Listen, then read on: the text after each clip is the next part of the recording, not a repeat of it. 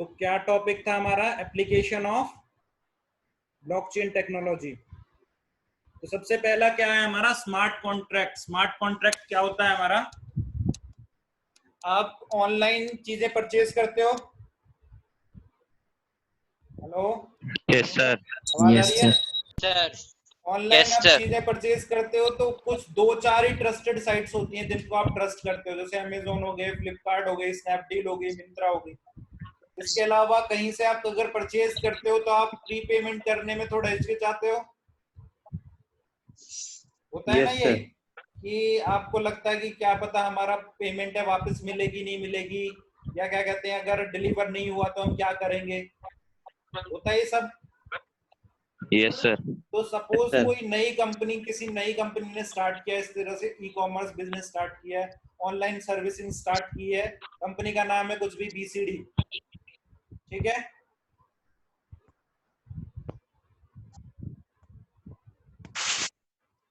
Suppose ये आप क्या कहते हैं, कुछ ये आप कोई पर्सन है, ठीक है, थोड़ा गंदा सा बन रहा है, इमेजिन कर लेना, ठीक है। इसको कुछ परचेज करना है, किसी कोई कंपनी है बीसीडी, ठीक है, और ये कह रही है ये सिर्फ डिजिटल पेमेंट एक्सेप्ट करती है, तो मतलब जो कैश है वो पहले ही चला जाएगा आपका। तो क्या आप इससे कोई प्रोडक्ट मंगाना चाहोगे? एक ट्रस्ट इश्यू आ जाता है ना, आप इससे कोई भी प्रोडक्ट नहीं मंगाना चाहोगे, एक ट्रस्ट इश्यू आ गया कि हम तो ट्रस्ट ही नहीं करते इस पे, पैसे कहीं लेके भाग गई तो। अब चलो ये क्या कहते हैं, ये ट्रस्टवर्दी कंपनी है, ये बीसीडी क्या कहते हैं, पूरी ट्रस्टवर्दी कंपनी है, वो पैसे लेगी और आपको प्रोडक्ट डिलीवर करेगी। पर इसका टाई अप किसके साथ है?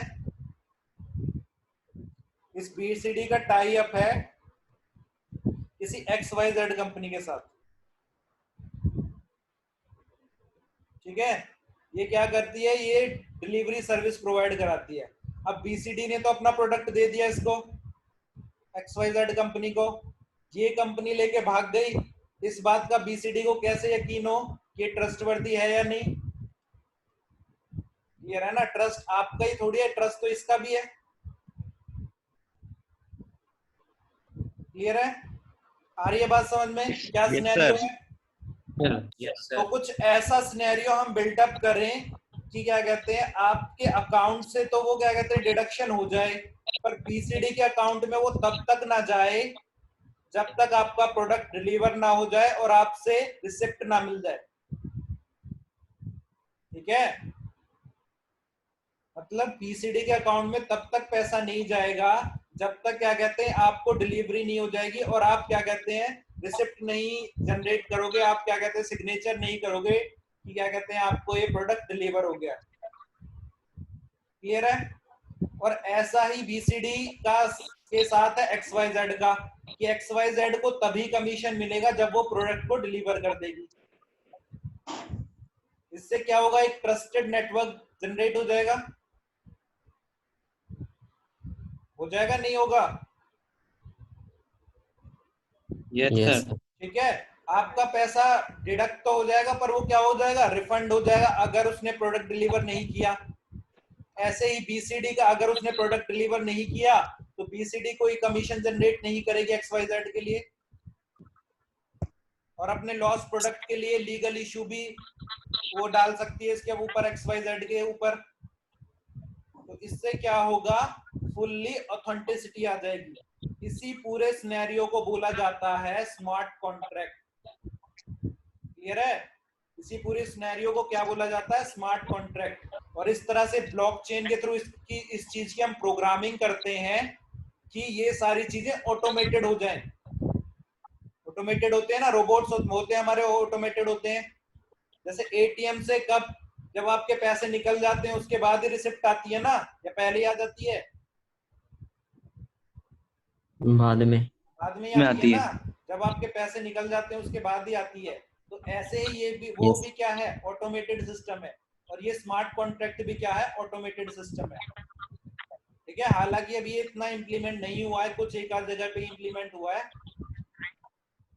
क्लियर है? इसलिए इंडिया में किस पे ट्रस्ट करते हैं? सिर्फ 2-4 ऑनलाइन साइट्स उन पे ट्रस्ट करते हैं, क्योंकि वो रिफंड कर देते हैं हमारे पैसे।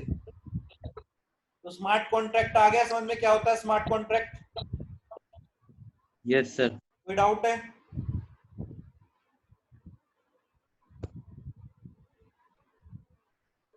कोई डाउट है इसमें स्मार्ट कॉन्ट्रैक्ट में? No sir. ठीक है। नेक्स्ट है हमारा क्लाउड स्टोरेज। अब ब्लॉकचेन के थ्रू ना हमारा जो क्लाउड स्टोरेज स्पेस है वो बढ़ जाता है, क्योंकि क्लाउड स्टोरेज स्पेस क्या होता है, अगर हम ब्लॉकचेन टेक्नोलॉजी यूज नहीं करें तो हमारा क्लाउड स्टोरेज क्या है, क्लाउड स्टोरेज एक सेंट्रल सिस्टम पे अटैच है। ठीक है, सेंट्रल सिस्टम उसका मतलब उसके अंदर कुछ फिक्स रैम होगी, कुछ फिक्स स्पेस होगा। क्लियर है ना? Yes sir. ठीक है, पर ब्लॉकचेन टेक्नोलॉजी की हेल्प से क्या होगा? ब्लॉकचेन टेक्नोलॉजी कैसी टेक्नोलॉजी है? डिसेंट्रलाइज्ड टेक्नोलॉजी है। इसका मतलब जो भी पर्सन उस नेटवर्क के अंदर है उसके स्टोरेज को यूज किया जा सकता है as a cloud storage. Clear है? उसके स्टोरेज को as a cloud storage use किया जा सकता है। इससे क्या होगी? आपकी स्टोरेज स्पेस बढ़ जाएगी। Yes sir. ठीक है, तो ये सेकंड पॉइंट हो गया, ये इसकी एप्लीकेशन हो जाएगी ब्लॉकचेन टेक्नोलॉजी की। थर्ड क्या हो जाएगा हमारा? Supply chain communication and proof of provenance. अब क्या होता है, कल मैंने आपको एक वीडियो दिखाया था, उसमें क्या होता था कि कोई फार्म का प्रोडक्ट जब फार्म में बनता था, फिर उसकी मैन्युफैक्चरिंग होती थी, फिर उसकी डिलीवरी होती थी, फिर डिलीवरी के थ्रू वो किस पे पहुंचता था? रिटेलर पे पहुंचता था। रिटेलर किसको देता था? कंज्यूमर को देता था। ठीक है, अगर ये ब्लॉकचेन के थ्रू नहीं हो रहा है तो कोई वो नहीं है, किसी को नहीं पता कैसे कहां से ये प्रोडक्ट आया, किस फार्म में जनरेट हुआ, कौन सी कंपनी ने इसको मैन्युफैक्चर किया, ठीक है, किस रिटेलर ने इसको सेल किया, कोई सीक्वेंस नहीं है। पर ब्लॉकचेन के थ्रू क्या होगा? सारी चीजों का एक सीक्वेंस ऑलरेडी मेंटेन होगा, कंप्यूटर के अंदर मेंटेन होगा कि कहां से ये प्रोडक्ट आया। मतलब सपोज कोई आपका मिल्क प्रोडक्ट है, तो किस डेयरी ने इसको प्रोड्यूस किया, फिर उसने किस ट्रांसपोर्टेशन कंपनी को दिया, फिर वहां से किस रिटेलर के पास आया, और फिर रिटेलर ने कस्टमर को सेल किया। तो पूरी की पूरी चेन आपकी ऑनलाइन प्रूफ होगा आपके पास कि किस तरह से आप किसी को भी चैलेंज कर सकते हो कि कहाँ पे ये चीजें जो ये खराब हुई है। ठीक है ना? अगर हमें पता ही नहीं कहां से आ रही है, जैसे वो एक रोटन एप्पल का एग्जांपल था, उसमें कल की वीडियो में था ना एक रोटन एप्पल का एग्जांपल, कि आपको यस एक सर। पैकेट रिसीव हुआ रोटन एप्पल्स का, आपने कहा क्या कहते हैं कि ये तो रोटन एप्पल्स है, मैंने रिसीव नहीं करता।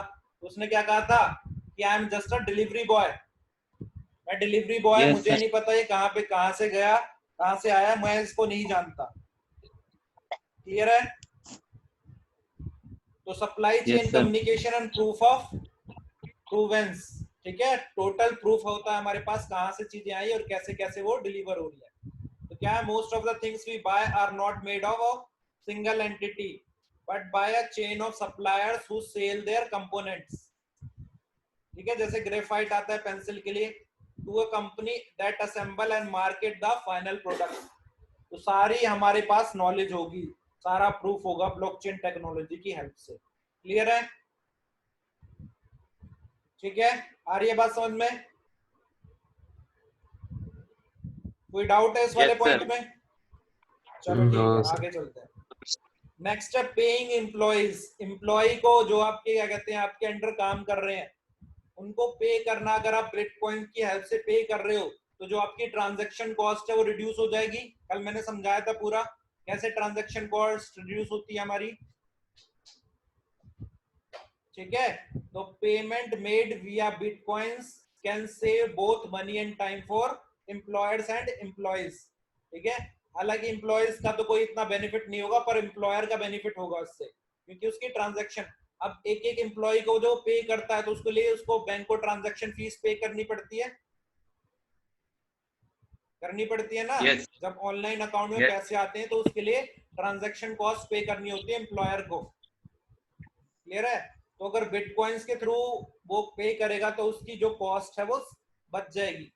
ठीक है, मतलब कम ही पे करना पड़ेगा उसको ट्रांजैक्शन कॉस्ट के लिए। आ गया समझ में? ठीक है, यस कर दो। Yes sir. ठीक है, नेक्स्ट है हमारा इलेक्ट्रॉनिक वोटिंग। ये भी मैंने कल आपको समझाया था कि इलेक्ट्रॉनिक वोटिंग हम कैसे कर सकते हैं। ठीक है, ब्लॉकचेन के थ्रू हम इलेक्ट्रॉनिक वोटिंग कर सकते हैं ना, आपकी वीडियो में था वो सारा कि Yes, sir. ऑथेंटिकेशन। आप एक ऐप डाउनलोड करोगे, फिर उस ऐप से क्या होगा, आपको ऑथराइज किया जाएगा, फिर आप अपना किसी को भी वोट दे सकते हो और वो सब कुछ पब्लिक लेजर में मेंटेन होगा, मतलब फुल रिकॉर्ड होगा, बिल्कुल फुल ट्रांसपेरेंसी आ जाएगी। क्लियर है? ये सारी एप्लीकेशंस आ गई हैं समझ में ब्लॉकचेन टेक्नोलॉजी की। और ये एक डेवलपिंग टेक्नोलॉजी है फुल्ली, अभी हर जगह ये नहीं आई है, धीरे धीरे पॉपुलर होती जा रही है। इन फ्यूचर इसमें बहुत जॉब्स आने वाली है। क्लियर है? आ रही है बात समझ में? Yes sir. कोई डाउट है एप्लीकेशन से रिलेटेड? No sir. ठीक है, अब मैं क्या करता हूँ, आपको हॉलीडे होमवर्क समझा देता हूँ। आपका हॉलीडे होमवर्क है होगा ना जो, तो मैं बता देता हूँ आपको कितना होगा और आपको कैसे करना है वो। Okay sir.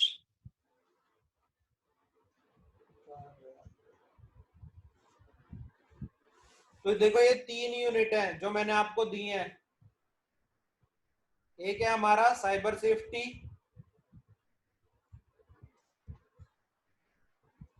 ठीक है,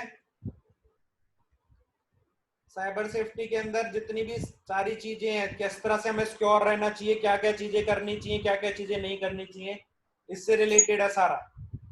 आपको क्या करना है, जस्ट इसका एज ए ओवरव्यू लेना है, मतलब तेजी से पढ़ते चले जाना है, और जो जो इंपॉर्टेंट पॉइंट्स आपको लगते हैं वो एक नोटबुक में नोट कर लेने हैं। ये सबकी नोटबुक चेक करूंगा मैं जब स्कूल रीओपन होंगे। ठीक है, तो जो जो आपको इंपॉर्टेंट पॉइंट, जैसे आप जस्ट रीडिंग कर ली इसकी फटाफट, उसके बाद जो जो आपको इंपॉर्टेंट पॉइंट लगे वो इंपॉर्टेंट पॉइंट आपने क्या कहते हैं अपनी नोटबुक में लिख लिए। क्लियर है? और जो वो जो इंपॉर्टेंट पॉइंट्स हैं उसकी आप पीपीटी भी बना सकते हो। अगर आप नोटबुक नहीं भरना चाहते हो तो आप पीपीटी बना लो उसकी। क्लियर है? आ रही है बात समझ में? Yes sir. ठीक है, तो सबसे पहले तो हो गई है साइबर सेफ्टी, 14 पेज है। अगर आप पीपीटी बनाओगे तो कुछ उसकी 8-9 पन्नों की पीपीटी बनेगी आपकी इस चैप्टर से। क्लियर है? उसके बाद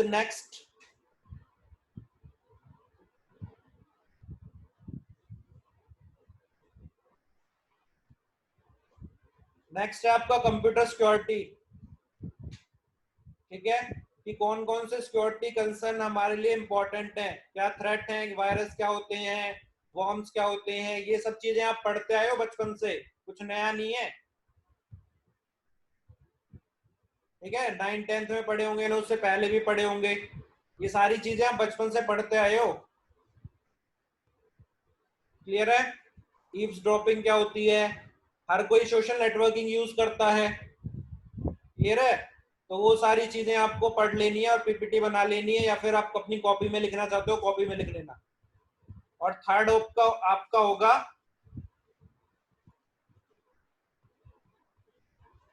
थर्ड है आपका एथिक्स। क्या एथिक्स हमें फॉलो करने चाहिए, क्या क्या लॉज हैं आईटी से रिलेटेड, ये सारा आप पढ़ लेंगे और नोटबुक में नोट कर लेंगे। क्लियर है? ये आ रही है बात समझ में कैसे करना है हॉलीडे होमवर्क? कोई डाउट है इससे रिलेटेड? ठीक है, सर नोटबुक बाहर की बना ले। हाँ बाहर की बना लो, कोई दिक्कत नहीं।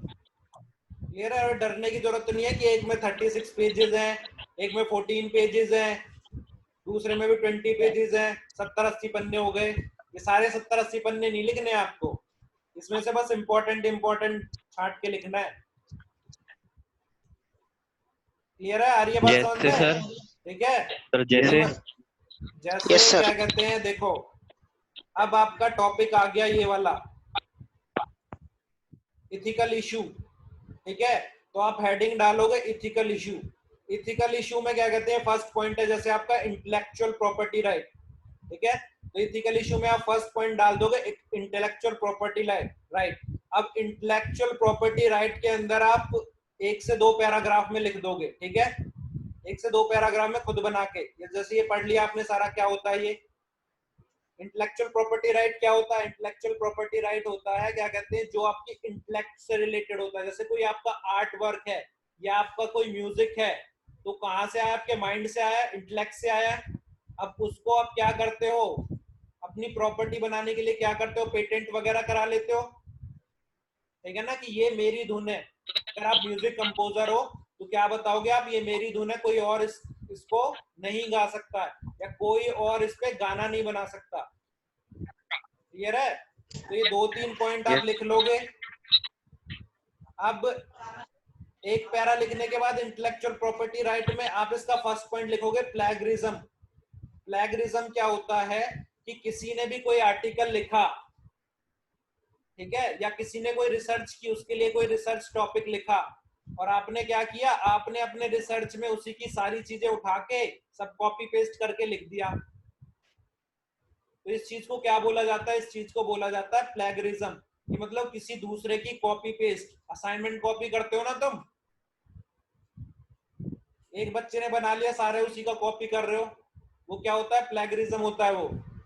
तो ये प्लेगरिज्म भी नहीं चाहिए मेरे को, सबकी कॉपी में अपना अपना लिखना, ये नहीं है किसी का दूसरे का देखा और उठा के कॉपी पेस्ट कर दिया। Okay sir. ये होता है आपका प्लेगरिज्म, कि दूसरों की चीजें चुरा के और खुद बना ली अपनी। इसके बाद सेकंड पॉइंट क्या डाल दोगे, प्लेगरिज्म के बारे में एक पैराग्राफ लिख दोगे। अब देखो इसमें इतना सारा लिखा हुआ है, आपको सारा थोड़ी लिखना है, आपको तो एक पैराग्राफ लिखना है बस प्लेगरिज्म के बारे में, ठीक है। सेकंड पॉइंट डालोगे ऐसे ही उसमें इंटेलेक्चुअल प्रॉपर्टी राइट में, उसमें क्या डाल दोगे आप, digital property right. Digital property right मतलब कोई भी डिजिटल कंटेंट है किसी का और आप उसको चुरा रहे हो, जैसे कोई गेम हो सकता है, उसका सोर्स कोड आपने कॉपी किया और एज इट इज कॉपी करके अपना नया गेम बना लिया, नाम चेंज करके कि ये तो मैंने बनाया है। क्लियर है। Yes sir.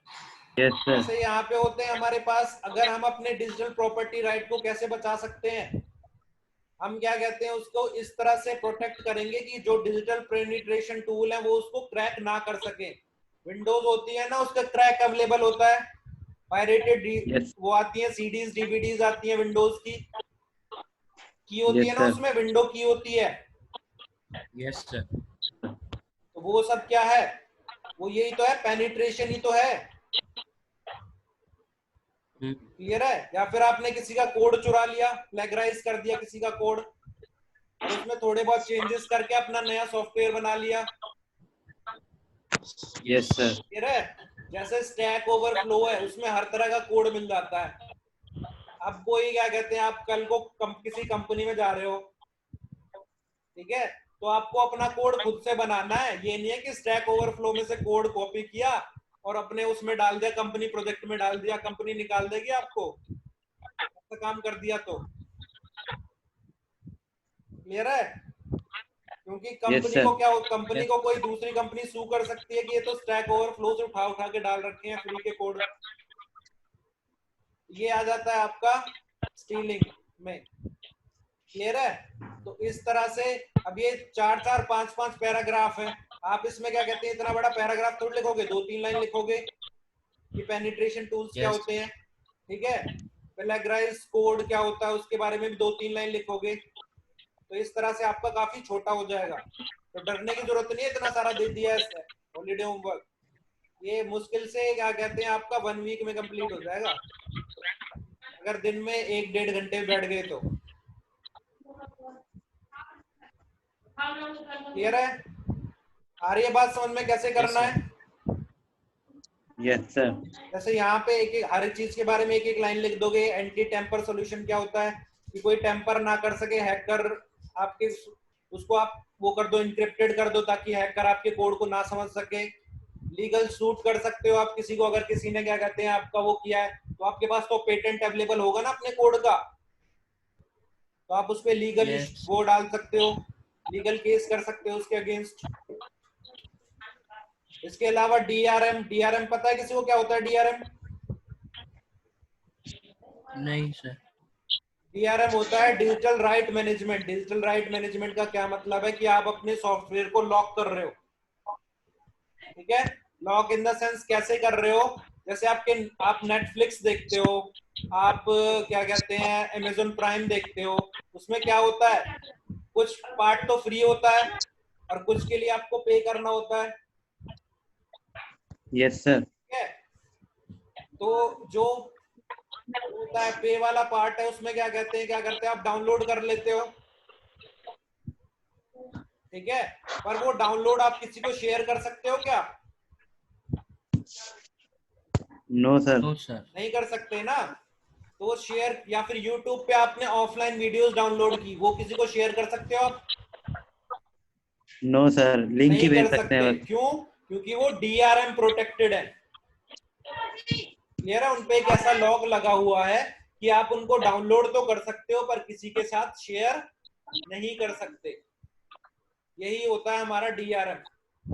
या फिर कोई गेम है, ठीक है, जैसे आप कई गेम होते हैं आपने डाउनलोड तो कर लिए, पर जब आप शेयर इट से किसी फ्रेंड को देते हो तो कुछ एक पार्ट ही जाता है, पूरा का पूरा गेम नहीं जाता, होता है ना ये। फिर आपको डाउनलोड Yes. करना पड़ता है उतना पार्ट। वो क्यों होता है? Yes sir. क्योंकि वो भी DRM से प्रोटेक्टेड है। ये होता है आपका DRM, ठीक है। वैसे तो नेक्स्ट क्लास में मैं सारी चीजें पढ़ाऊंगा ही आपको। मैं बस आपको एक ये समझा रहा था कि क्या कहते हैं, जब तक आपकी ये नहीं होती है ना, छुट्टियां नहीं होती हैं, तब तक जितना कवर होगा उतना मैं कवर करा दूंगा, क्लियर है, ताकि ज्यादा बर्डन ना पड़े आपको छुट्टियों में। पर जो रह जाएगा वो खुद से ही करना है। आ गया है समझ में?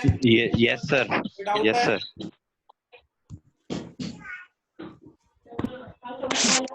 फिर क्लास एंड करें फिर आज की? Yes sir. चलो ठीक है, बाय।